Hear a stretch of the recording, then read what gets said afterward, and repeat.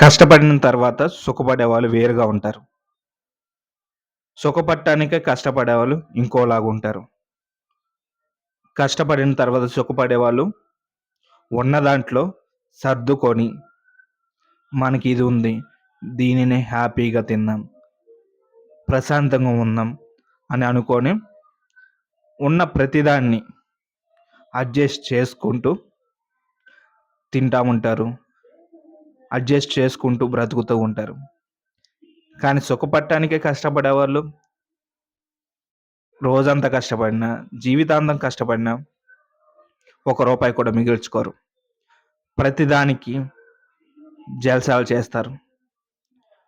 వారం రోజులు కష్టపడితే, ఆ వారం రోజులు ఒక్క రోజులో ఖర్చు పెడతారు.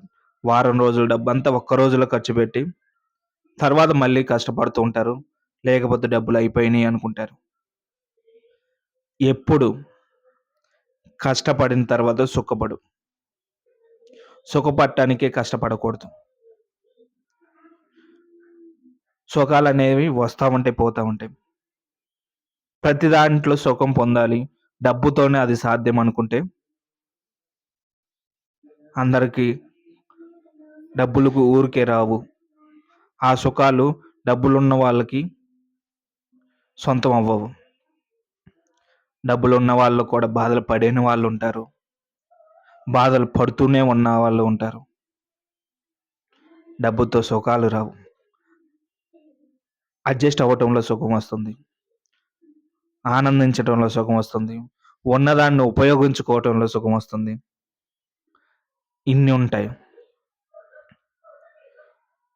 టైం వేస్ట్ చేసుకుంటూ, ఒక్క రూపాయి కూడా కాపాడుకోకుండా, సేవ్ చేసుకోకుండా ప్రతిదాన్ని సుఖాల కోసం ఖర్చు పెడితే, రేపు నీ హెల్త్ బాగోలేనప్పుడు నీకు ఒక్కడు కూడా సాయం చేయడు.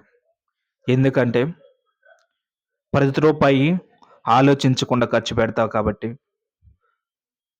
ఒకవేళ అప్పు తీసుకున్నా కూడా అప్పు చెల్లించటానికి ఆలోచిస్తావు కాబట్టి. అందుకే నీకు ఎవరు ఇవ్వరు.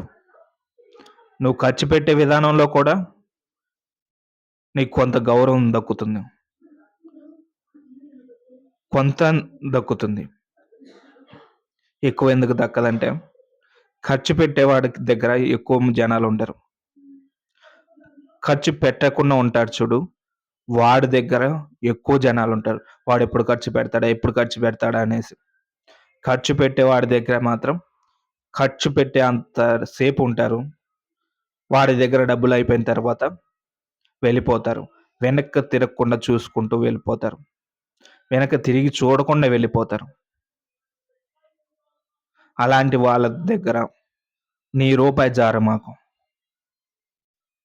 మనకంటూ ఒక రూపాయి ఉంటే, మనకంటూ ఒక లక్ష్యం ఉంటే, మనకంటూ కొంత డబ్బులుంటే,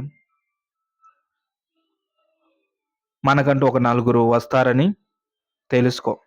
డబ్బులుంటేనే నలుగురు కనిపిస్తారు. డబ్బులు లేకపోతే నీకు నువ్వు కూడా కనిపించవు. నీ జీవితం కూడా కనిపించదు.